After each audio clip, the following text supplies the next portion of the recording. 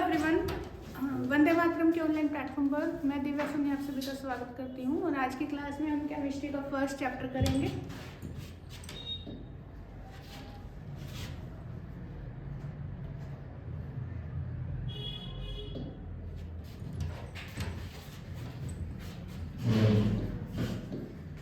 पहले चैप्टर का हमारा नाम है केमिकल रिएक्शन एंड इक्वेशन। अच्छा, इसको हिंदी में क्या बोलते हैं बताओ? इस चैप्टर का जो नाम है वो हिंदी में क्या रहेगा? रासायनिक अभिक्रिया व समीकरण, ये है चैप्टर का नाम। अब इस चैप्टर की स्टार्टिंग हम कैसे करते हैं? देखो, chemistry is all about the change. Chemistry में हम जो भी पढ़ेंगे चेंज पढ़ेंगे, जैसे कि दूध दही में चेंज हो गया, लोहा जो है वो जंग में चेंज हो गया। ठीक है, तो chemistry is all about the change. Chemistry में हम पढ़ते हैं चेंज। चेंज को हम हिंदी में बोलते हैं परिवर्तन। कोई चीज किसी और चीज में बदल जाती है ना, तो उसे बोलते हैं परिवर्तन। जो ये चेंज है ये दो प्रकार का होता है। एक होता है फिजिकल चेंज और दूसरा होता है केमिकल चेंज। अब दोनों में फर्क क्या है देखो। अच्छा, इसको हिंदी में क्या बोलते हैं उसके बारे में बताती हूँ आपको। इसको बोलेंगे भौतिक परिवर्तन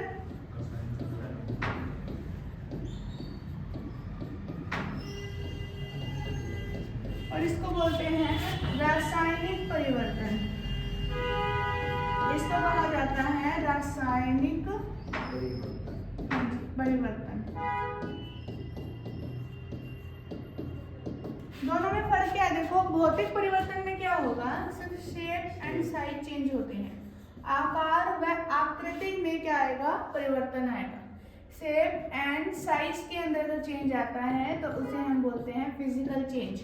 और अगर केमिकल प्रॉपर्टीज ही चेंज हो जाती है तो उसे हम बोलेंगे केमिकल चेंज। केमिकल प्रॉपर्टी में क्या हो जाता है? चेंज हो जाता है। ठीक है, इधर लिखेंगे shape and size changes, shape और साइज चेंज होता है। इधर लिखेंगे केमिकल प्रॉपर्टी चेंजेस, इसमें केमिकल प्रॉपर्टी ही क्या हो जाती है? चेंज हो जाती है। दोनों में फर्क बताती हूँ। ये मार्कर है, ठीक है, अगर ये टूट जाता है तो इसका शेप और इसका साइज चेंज हो गया ना, this is a physical change. इसे हम एक फिजिकल चेंज बोलेंगे। लेकिन रहेगा तो ये पेन नहीं, कोई केमिकल प्रॉपर्टी में चेंज नहीं है तो ये केमिकल चेंज नहीं है। केमिकल चेंज में क्या होता है? केमिकल प्रॉपर्टी में चेंज आता है। केमिकल प्रॉपर्टी में चेंज का क्या मतलब है? एक लकड़ी का कोई वो लो रोड, उसको जला दो तो उसमें देखो फिजिकल चेंज तो है ही, क्योंकि शेप साइज चेंज हो रहा है, साथ में केमिकल चेंज भी है। दूध जो है ना वो दही में कन्वर्ट हो रहा है, तो शेप साइज में तो कोई चेंज नहीं है। वो जो बर्तन का शेप साइज ले रखा था वही सेम रहेगा, लेकिन केमिकल प्रॉपर्टीज आर चेंज, तो वो एक केमिकल चेंज है। ठीक है ना, तो आपसे अगर फिजिकल चेंज पूछे तो आपको पता होगा। फिजिकल चेंज में क्या पूछेंगे? अगर एक लकड़ी की कोई कुर्सी है वो टूट रही है तो कैसा चेंज है उसके अंदर? Physical change. अगर कोई मोमबत्ती है वो जल रही है तो उसके अंदर कैसा चेंज है? Chemical change. दोनों चेंज है उसके अंदर, केमिकल भी और फिजिकल भी। कैसे है केमिकल और फिजिकल? ये मोमबत्ती है, जल रही है, धीरे धीरे इसका शेप भी चेंज हो रहा है। मोम गिरता है तो अलग शेप की जाती है, धीरे धीरे इसका साइज भी चेंज हो रहा है, तो फिजिकल चेंज तो हो गया।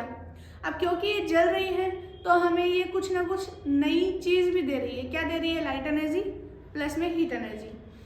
लाइट एनर्जी दे रही है और हीट एनर्जी, तो वो केमिकल चेंज तो आया ना उसके अंदर, तो उसको क्या बोलते हैं? Chemical change. तो बर्निंग ऑफ कैंडल दोनों टाइप का चेंज होता है। ये एक क्वेश्चन है, काफी बार एग्जाम में रिपीट होता है। कैसे पूछते हैं? Burning of candle is a type of change. मोमबत्ती का जलना किस प्रकार का परिवर्तन है? Option A physical change, option B chemical change, option C both, option D none of this. तो क्या आंसर आएगा इसमें? बोथ, दोनों चेंज होते हैं। तो ये जो चेंज हो रहा है इस प्रोसेस को हम केमिकल रिएक्शन बोलते हैं। The process in which chemical change takes place, एक ऐसी प्रक्रिया जिसमें रासायनिक परिवर्तन होता है उसे हम बोलते हैं केमिकल रिएक्शन। उसे क्या कहा जाता है? केमिकल रिएक्शन कहा जाता है। तो केमिकल रिएक्शन की क्या डेफिनेशन बनेगी देखो, केमिकल रिएक्शन। अब केमिकल रिएक्शन की डेफिनेशन क्या बनेगी देखो, रासायनिक परिवर्तन, क्या बनेगी इसकी डेफिनेशन? द प्रोसेस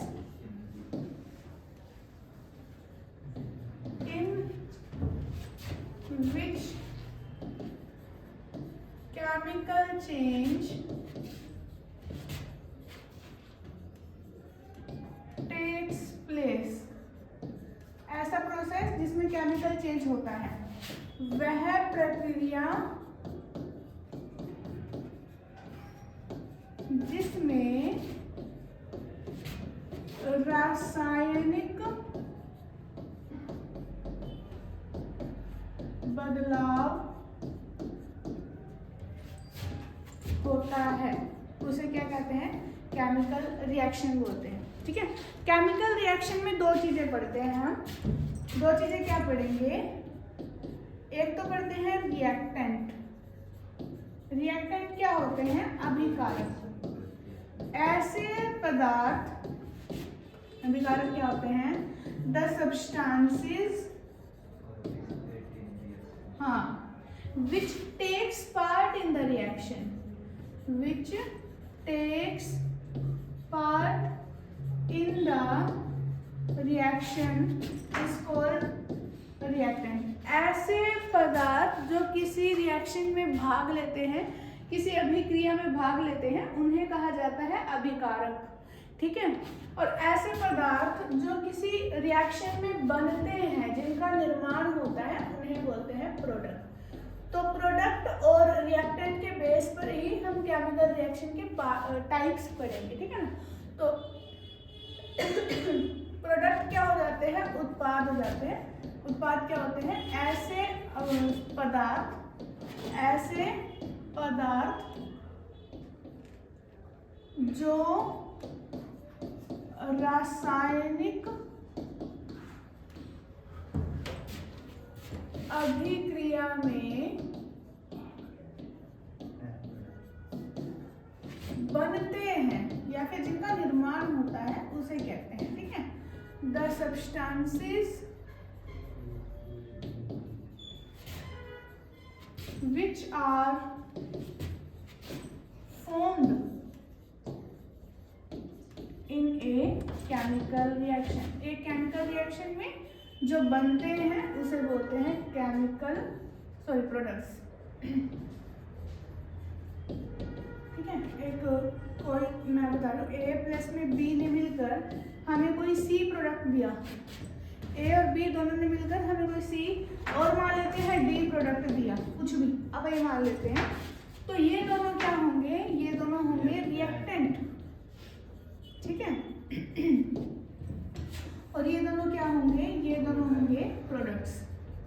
ठीक है ना, जो ये मैंने लिखा है ना, इसको केमिकल इक्वेशन बोलते हैं। अब मैं आपको केमिकल रिएक्शन और केमिकल इक्वेशन में डिफरेंस समझाती हूँ। तो केमिस्ट्री में क्या पढ़ा हमने? Chemistry is all about the change. Change में क्या होगा? फिजिकल चेंज, केमिकल चेंज, या तो सिर्फ शेप साइज चेंज हो रहा होगा या फिर उसकी केमिकल प्रॉपर्टीज चेंज हो रही होगी। तो सिर्फ शेप साइज अगर चेंज होता है तो उसे बोलते हैं फिजिकल चेंज, और अगर केमिकल प्रॉपर्टीज चेंज होती है तो उसे बोलते हैं केमिकल चेंज। ठीक है ना, इतना। केमिकल चेंज जिस प्रोसेस में होता है उसे क्या कहा जाता है? Chemical reaction. केमिकल रिएक्शन में दो चीजें बताई, एक बताया रिएक्टेंट, दूसरा बताया प्रोडक्ट। केमिकल रिएक्शन क्या है? देखो, जब मैग्नीशियम को एयर में जलाया गया तो हमें मैग्नीशियम ऑक्साइड मिला। ठीक है, ये एक केमिकल रिएक्शन है, ये वो प्रोसेस है जिसमें वो चेंज हुई है। इसको अगर मैं इजी तरीके से लिखना चाहूँ ना, with the help of symbol, with the help of formula, जब हम एक केमिकल रिएक्शन को सिंबल और फॉर्मूला की हेल्प से इजी तरीके से लिखते हैं, उसे बोलते हैं केमिकल इक्वेशन।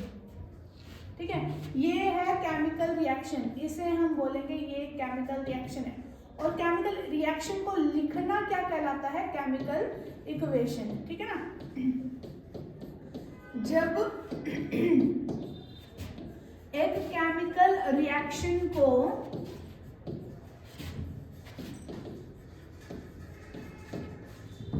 सिंबल व फॉर्मूला के हेल्प से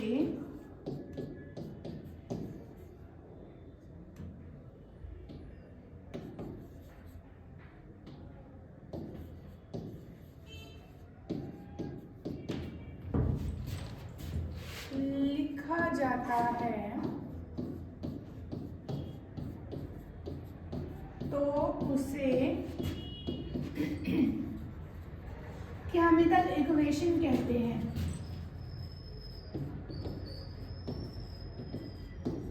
ठीक है, ये रिएक्शन है, इसकी केमिकल इक्वेशन क्या बनेगी देखो। इसका मैग्नीशियम का सिंबल रहेगा Mg, एयर में ऑक्सीजन होती है तो O2, हमें मिला MgO। ये मिला ना, ये केमिकल इक्वेशन है। इसको मैं दोबारा लिख रही हूँ आगे। हमने क्या लिखा, Mg प्लस में O2 हमें देता है MgO। ये हमने ऐसे लिखा ना, इसको बोलते हैं केमिकल इक्वेशन। केमिकल इक्वेशन दो टाइप की होती है, एक होती है स्केलेटल,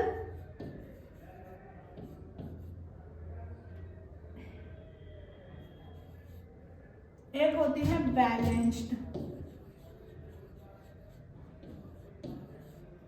इसको आप बोलते हैं कंकाली रासायनिक समीकरण, क्योंकि स्केलेटल केमिकल इक्वेशन हुआ ना, तो इसको बोलते हैं कंकाली रासायनिक समीकरण, और इसको बोलते हैं संतुलित रासायनिक समीकरण। अब दोनों में फर्क क्या है, रिएक्टेंट एंड प्रोडक्ट की तरफ नंबर ऑफ एटम सेम नहीं होता। ठीक है, और इसमें हम लिखेंगे दोनों तरफ नंबर ऑफ एटम सेम रहता है। ठीक है, इसमें दोनों तरफ एटम का नंबर सेम रहता है। मुझे ऊपर वाली देख के बताओ, ये स्केलेटल है या फिर ये बैलेंस्ड है। देखो ये Mg है, Mg यहाँ पे कितना है, एक, इधर कितना है, एक, ये तो बैलेंस्ड है। ऑक्सीजन इधर कितना है, दो, इधर कितना है, एक। फिलहाल ये एक स्केलेटल केमिकल इक्वेशन है। क्वेश्चन आएगा निम्नलिखित में से स्केलेटल केमिकल इक्वेशन या फिर कंकाली रासायनिक समीकरण बताइए कौन सा। आपने क्या करना है, दोनों तरफ नंबर मैच करने हैं, जो नहीं हो रहे वो स्केलेटल है। ठीक है, या फिर आपसे पूछेंगे निम्नलिखित में से बैलेंस्ड बताइए। अभी मैं इसको बैलेंस करती हूँ। देखो इधर ऑक्सीजन दो है ना, इधर आप दो लगा देंगे। कभी भी ना आप पीछे दो नहीं लगा सकते, ये रूल नहीं है, हमेशा हम आगे दो लगाएंगे। अब आगे दो लगाएंगे तो देखो मैग्नीशियम भी तो दो हो गए ना, इधर भी दो लगा देंगे। अब देखो पूरा बैलेंस्ड है ये, तो ये बैलेंस्ड केमिकल इक्वेशन हुआ। अब हमसे पूछेंगे निम्नलिखित में से कौन सी बैलेंस्ड केमिकल इक्वेशन है। दोनों तरफ के नंबर को क्या करना है, बैलेंस करके देखना है। जो बैलेंस हो जाती है वो बैलेंस्ड है। तो स्केलेटल और बैलेंस्ड के अंदर डिफरेंस में आ गया। आपको करने को नहीं बोलेंगे कि इसको बैलेंस करके दिखाओ, क्योंकि करने के लिए पूरा का पूरा क्या होता है, एक रूल होता है। अब वो रूल लगा के आपको बैलेंस तो करने की जरूरत पड़ेगी नहीं, क्योंकि आपको ऑप्शन मिलेंगे और आपको क्या करना है, सिंपल दोनों तरफ के नंबर को क्या कर देना है, ऐड कर देना है, और ऐड करके जो सेम बनेगा वो। अब तो ये होगी स्केलेटल केमिकल इक्वेशन और बैलेंस्ड केमिकल इक्वेशन। अब हम बात करेंगे हमें ज़रूरत ही क्यों पड़ी है ऐसी, हमें क्यों ज़रूरत पड़ी कि हम इसको बैलेंस करें। तो देखते हैं क्यों ज़रूरत पड़ी। मैग्नीशियम का मुझे वो बताओ, जो एटॉमिक वेट होता है वो कितना होता है, 24 होता है ना। ठीक है, 24 दूनी 48। ऑक्सीजन का कितना होता है, 16 दूनी 32। 48 और 32 कितने होते हैं, 80 होते हैं। 80 ग्राम वजन है इस तरफ, उस तरफ वजन गिनो, उस तरफ इस तरफ देखो। 2 mg वही सेम 48, 2 ऑक्सीजन वही सेम 32, 80 ग्राम। इसका मतलब क्या है कि रिएक्टेंट का वेट और प्रोडक्ट का वेट सेम होना चाहिए। क्यों होना चाहिए? क्योंकि एक लॉ होता है जिसे हम बोलते हैं law of conservation of mass. Mass can neither be created nor be destroyed. Mass को ना तो हम क्रिएट कर सकते हैं ना ही डिस्ट्रॉय कर सकते हैं। अगर मास क्रिएट और डिस्ट्रॉय नहीं हो सकता तो इधर का मास और इधर का मास सेम रहना चाहिए। अगर क्रिएट होता तो ये ज़्यादा हो सकता था, अगर डिस्ट्रॉय होता तो ये कम हो सकता था। लेकिन क्योंकि कंजर्वेशन ऑफ मास ये कहता है कि मास can neither be created nor be destroyed, तो दोनों तरफ का जो मास है वो सेम रहना चाहिए। और सेम कब रहेगा? जब दोनों तरफ के नंबर ऑफ एटम सेम रहेंगे। ठीक है ना? तो एक बार इसको देख लो फिर आगे करते हैं।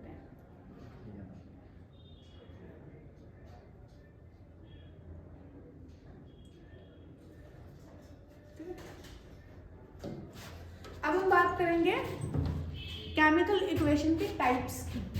ठीक है? बहुत इजी है, बहुत easy. Types of chemical equation या केमिकल रिएक्शन बोलेंगे हम। ठीक है? क्योंकि इक्वेशन का तो टाइप पढ़ लिया ना हमने। क्या पढ़ा है इक्वेशन का टाइप? स्केलेटल और बैलेंस। अभी हम केमिकल रिएक्शन के टाइप्स पढ़ेंगे। केमिकल रिएक्शन के टाइप ना हम इकट्ठे पढ़ेंगे क्योंकि दोनों ना सेम है, बस एक आधा कोई डिफरेंस है। जैसे कॉम्बिनेशन डिकम्पोजिशन, एक में जुड़ते हैं एक में कम होते हैं। Displacement double displacement, endothermic exothermic, oxidation reduction.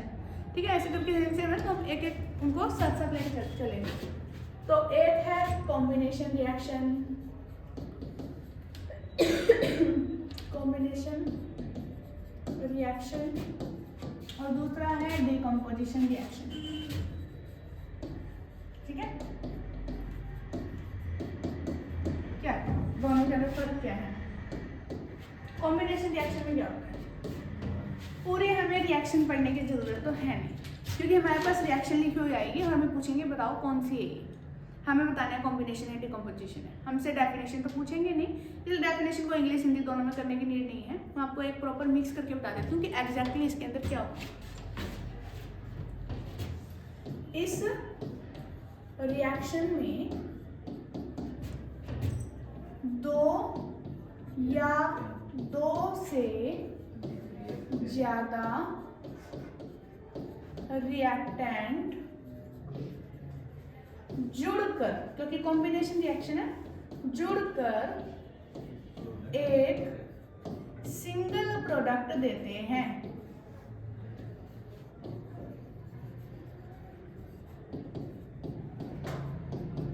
ठीक है ना? ओके।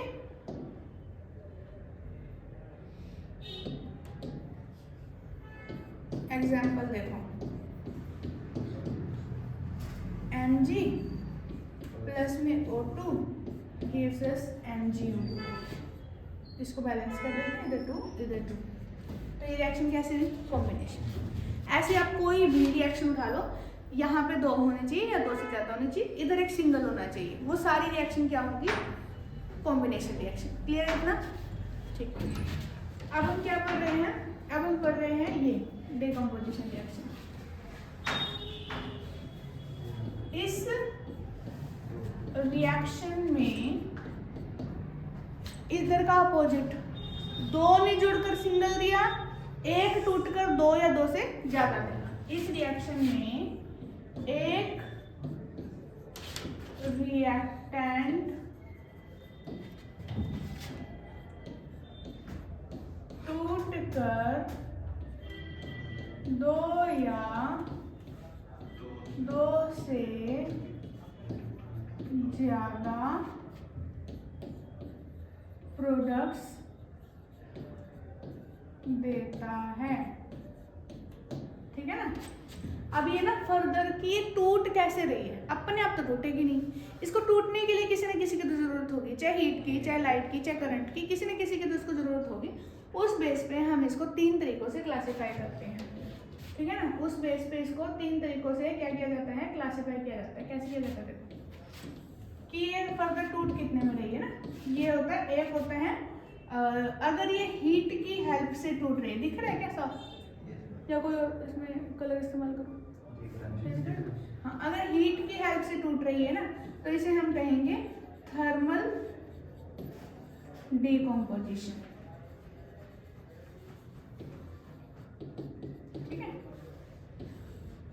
अगर ये लाइट की हेल्प से टूट रहे हैं ना तो इसको हम बोलते हैं फोटोलाइसिस।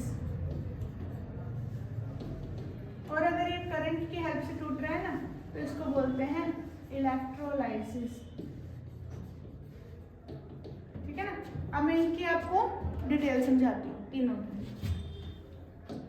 पहला क्या है देखो, फर्स्ट क्या है, थर्मल डिकम्पोजिशन है ना, इसको हिंदी में क्या बोलते हैं बताओ? अपघटन, डिकम्पोजिशन। इसको बोलते हैं तापीय अपघटन बोल सकते हो, उष्मीय अपघटन बोल सकते हो, क्योंकि उष्मा हीट, उष्मीय अपघटन। हम लिखेंगे ये डिकम्पोजिशन किसकी हेल्प से होती है? हीट की हेल्प से होती है। हीट की हेल्प का मतलब है कि गर्म करके, उसको हम गर्म करेंगे और वो टूट जाएगा। हीट की हेल्प से होती है। ठीक है। अब इसको हमें कैसे पता चलेगा कि हीट है? तो देखो Ca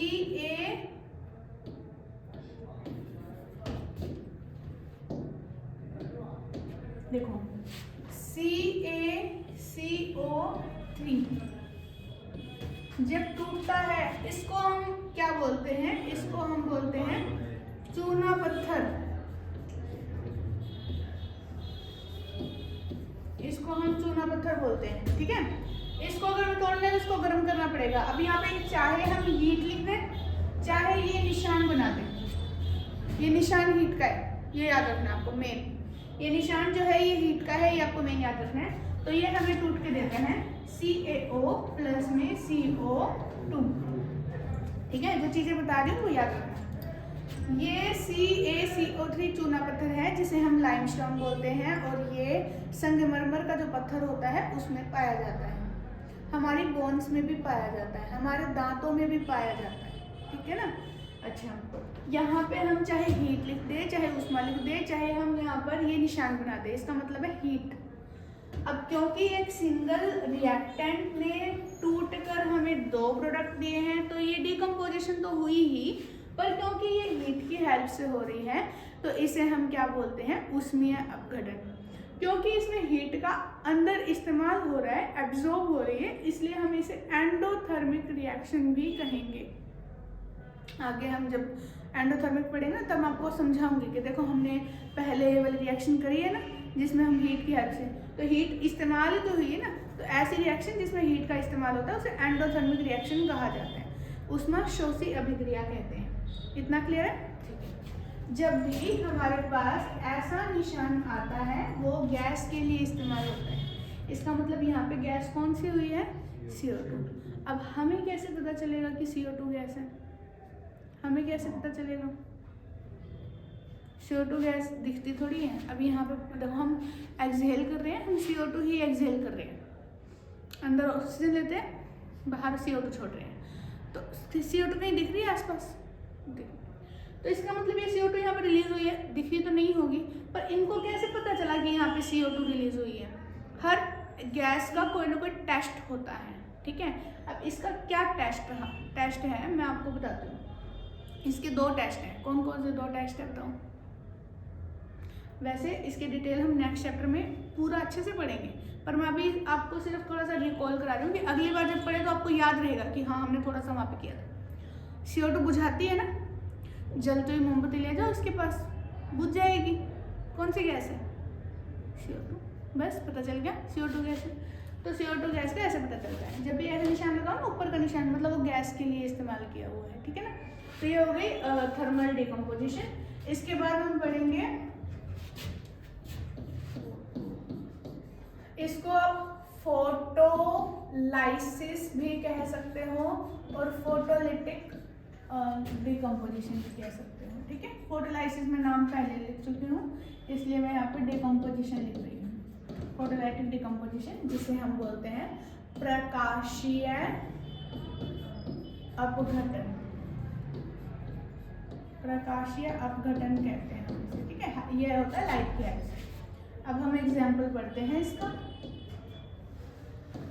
एग्जाम्पल में हम क्या पढ़ेंगे, AGBR, AGCL, क्लियर है। ये और ये चाहे तो आपको लिखा हुआ मिलेगा लाइट यानी कि प्रकाश, और चाहे आपको H म्यू लिखा हुआ मिलेगा, ओके। चाहे आपको लाइट लिखा हुआ मिलेगा, चाहे आपको H म्यू, दोनों का मतलब सेम है।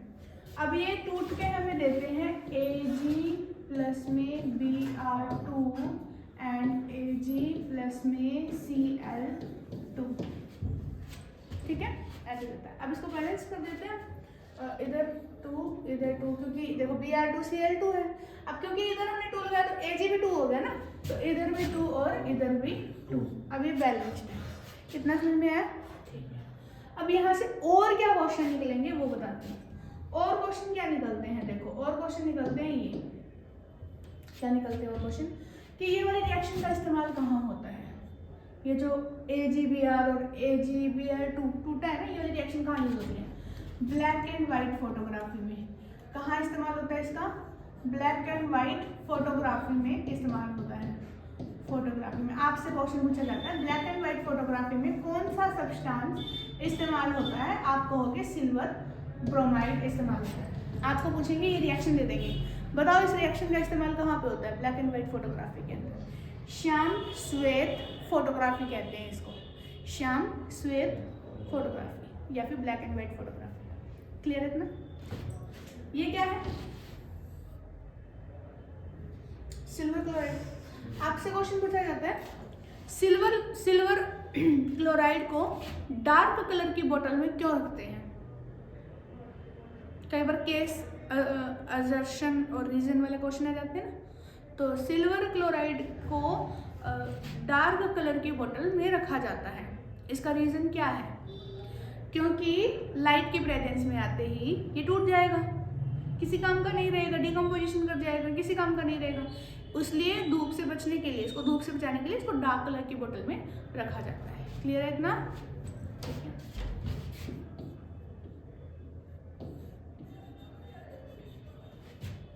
डार्क बोतल में रखा जाता है, ठीक है, क्लियर है ना? अब आगे हम पढ़ेंगे नेक्स्ट में क्या पढ़ेंगे, देखो वैसे तो इसमें हम डिस्प्लेसमेंट, डबल डिस्प्लेसमेंट भी कर सकते हैं और हम एंडोथर्मिक एक्सोथर्मिक। तो मैं पहले आपको एंडोथर्मिक और एक्सोथर्मिक बता देती हूँ, क्योंकि वो थोड़ा इससे मिलता जुलता है इसलिए, ठीक है। तो एक होता है एंडोथर्मिक रिएक्शन। अच्छा, ये तीसरी रिएक्शन है। वो 2 रिएक्शन तो हम कर चुके हैं ना, वो तो टाइप्स थे उसके, डिकम्पोजिशन के टाइप थे।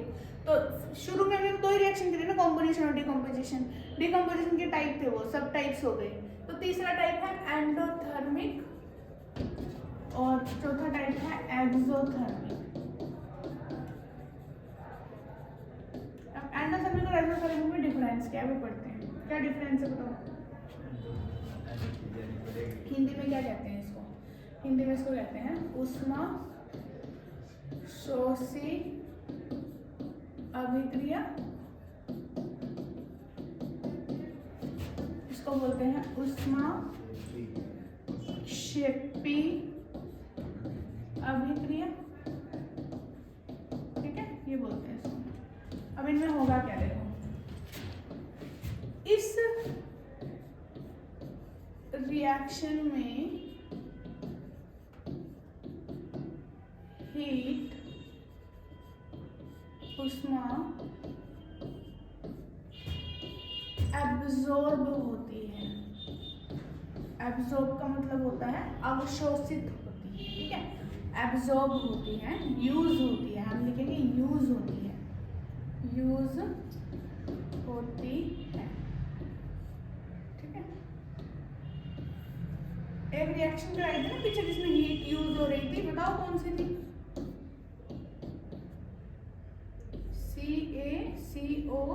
3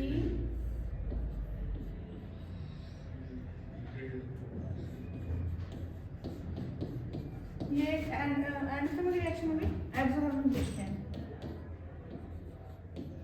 इस रिएक्शन में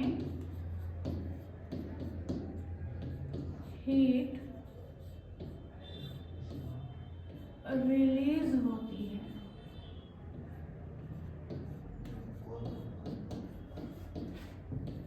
एग्जाम्पल बताती हूँ आपको। कोयले का जलना, कोयला जलता है तो हीट मिलती है ना। कोयला होता है कार्बन। अब क्योंकि कोयला ऑक्सीजन के प्रेजेंस में जल रहा होता है तो O2 हमें देता है मिलके CO2 प्लस में हमें क्या देता है हीट। तो कोयले का जलना, कोयले का दहन एक किस प्रकार की अभिक्रिया है? एग्जाम्पल में पूछा जाता है कोयले का दहन। आपसे बोलते हैं कोयले का दहन किस प्रकार का अभिक्रिया है? बताओ किस प्रकार का है? एक्सोथर्मिक। ओके, अब मुझे ये बताओ, कोयला जलाने के लिए अपने आप तो नहीं जलता, स्टार्टिंग में हमें हीट तो देनी पड़ती है ना उसको। तो हम उसको एंडो और एक्सो दोनों क्यों नहीं बोल रहे? हम ये क्यों नहीं कहते कि एंडो भी है एक्सो भी है? पहले एंडो है फिर एक्सो है, हम ये ऐसे क्यों नहीं बोल रहे? बोल सकते हैं सिर्फ पहले एंडो है बाद में एक्सो है, फिर ऐसे क्यों नहीं बोल रहे हम? एक पानी का गिलास लो, उसके अंदर क्या करना है, 1 चुटकी नमक और 10 चम्मच चीनी मिला लो। अब उसको पियो तो कैसा टेस्ट आएगा? मीठा। हम ये क्यों नहीं कहते कि ये मीठा और नमकीन दोनों है, जबकि उसके अंदर नमक भी तो है ना? वेरी गुड, नमक की मात्रा कम है। तो जो हीट हम दे रहे हैं उसकी मात्रा कम है, जो हीट हमें मिल रही है उसकी मात्रा ज़्यादा है, इसलिए हम क्या बोलते हैं? ये एक्सोथर्मिक है। ठीक है, क्लियर है इतना? तो एक्सोथर्मिक में क्या होगा, इस रिएक्शन में हीट रिलीज होती है। किसी भी चीज़ का जलना, अगर कुछ जल रहा है ना तो वो क्या देता है हमें? हीट देता है। अब जब कोयला जलता है, जब वो पूरी तरह से जल जाता है तो हमें कार्बन डाइऑक्साइड देगा, और जब वो पूरी तरह से नहीं जल पाता तो कार्बन डाइऑक्साइड थोड़ी मिलेगी। कौन सी मिलेगी? Carbon monoxide. तो वो जो कार्बन मोनोऑक्साइड होती है that is poisonous in nature. अब कार्बन मोनोऑक्साइड हमारे लिए पॉइजनस कैसे होती है बताओ? पॉइजनस का मतलब क्या है कि उसके अंदर जहर होता है। हम कहते हैं ना उसके अंदर ये जहरीली गैस है, तो जहरीली गैस कैसे है? उसके अंदर जहर होता है क्या? जहर तो नहीं होता उसके अंदर। अब जहर नहीं होता तो जहरीली कैसे है? जहरीली इसलिए क्योंकि वो डेथ कर देती है, इंसान की मृत्यु हो जाती है कार्बन मोनोऑक्साइड सूंघने से। क्यों हो जाती है इंसान की मृत्यु? कई बार आपने देखा होगा कि कई लोग ऐसे बोलते हैं कि अंगीठी जलाई थी कमरे के अंदर, बंद कमरे के अंदर, और सारा परिवार जो है ना उसकी डेथ हो गई। क्यों हो जाती है? क्योंकि प्रॉपर बर्निंग ना होने से कार्बन डाइऑक्साइड की जगह कार्बन मोनोऑक्साइड रिलीज हो जाती है, और कार्बन मोनोऑक्साइड रिलीज होने की वजह से क्या होता है?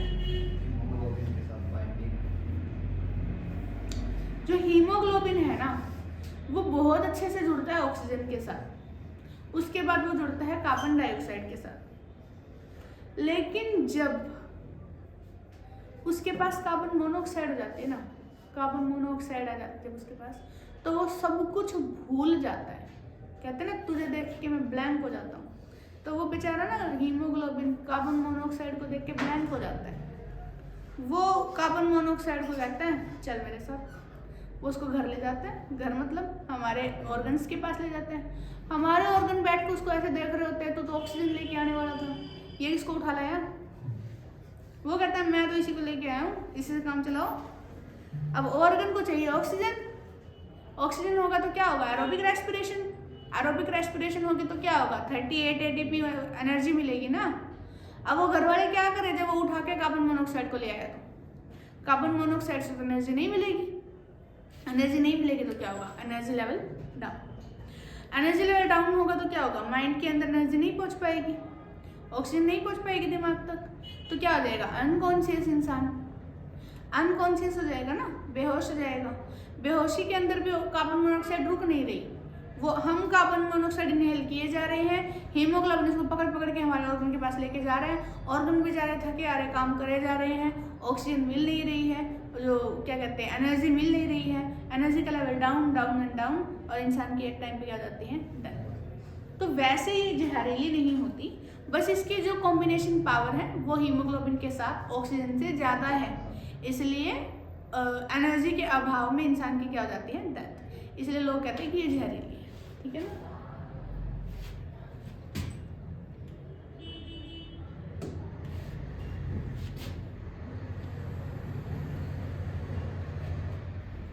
नेक्स्ट है हमारे पास डिस्प्लेसमेंट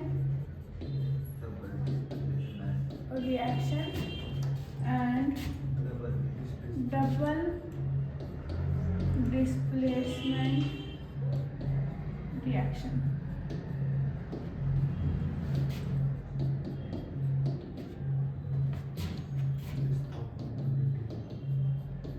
विस्थापन अभिक्रिया और कौन सी है, विस्थापन अभिक्रिया। तो ये दो अभिक्रिया है, आज हमने ये दोनों पढ़ी है लास्ट। तो विस्थापन में क्या होता है, एक अधिक रिएक्टिव कोई सब्सटेंस एक कम रिएक्टिव सब्सटेंस को क्या कर देता है, डिस्प्लेस। तो हम क्या लिखेंगे, इस रिएक्शन में एक अधिक रिएक्टिव एलिमेंट कम रिएक्टिव एलिमेंट को डिस्प्लेस कर देता है।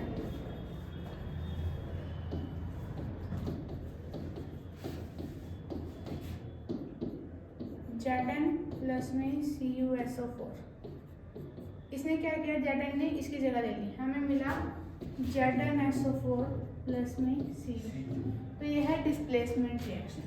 डबल डिस्प्लेसमेंट में क्या होता है, दो सब्सटेंस अपने आयंस का आदान प्रदान करके दो नए सब्सटेंस बना लेते हैं। दो सब्सटेंस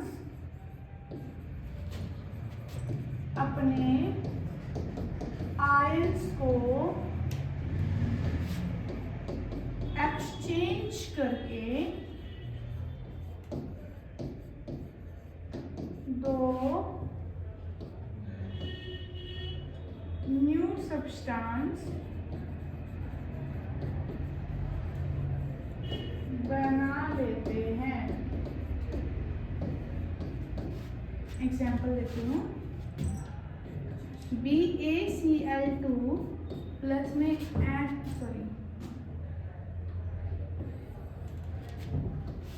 प्लस में Na2SO4, ठीक है। हमें क्या देता है, हमें देता है BaSO4 प्लस में 2NaCl। तो इन दोनों ने अपनी एक्सचेंज क्या कर लिया, आयंस को, और आयंस को एक्सचेंज करके हमें दो नए सब्सटेंस दिए ना, तो इसे हम बोलते हैं डबल डिस्प्लेसमेंट रिएक्शन। तो ऐसी रिएक्शन जिसके अंदर दो सब्सटेंसेस अपने आयंस को एक्सचेंज करके दो नए सब्सटेंसेस बना लेते हैं, उन्हें कहते हैं डबल डिस्प्लेसमेंट रिएक्शन। अब क्यों ये, हमें कैसे पता चलेगा कौन ज़्यादा रिएक्टिव है कौन कम? तो एक रिएक्टिविटी सीरीज होती है जो मेटल नॉन मेटल चैप्टर के अंदर पढ़ेंगे, तो उसमें आपको ये पता चलेगा कि कौन सा रिएक्टेंट किसको डिस्प्लेस कर सकता है, तो कौन सी रिएक्शन पॉसिबल है कौन सी नहीं। अभी हम क्यों नहीं कर रहे, क्योंकि हमने मेटल के बारे में नहीं पढ़ा। मेटल के बारे में जब पढ़ेंगे तो हम आपको मेटल की रिएक्टिविटी सीरीज बताऊँगी। तो आज की क्लास में हम बस इतना ही करेंगे। अगर क्लास अच्छी लगी हो तो इसे लाइक शेयर एंड कमेंट जरूर कीजिएगा, चैनल को सब्सक्राइब जरूर कीजिएगा। आज के लिए इतना ही, thank you very much, bye bye.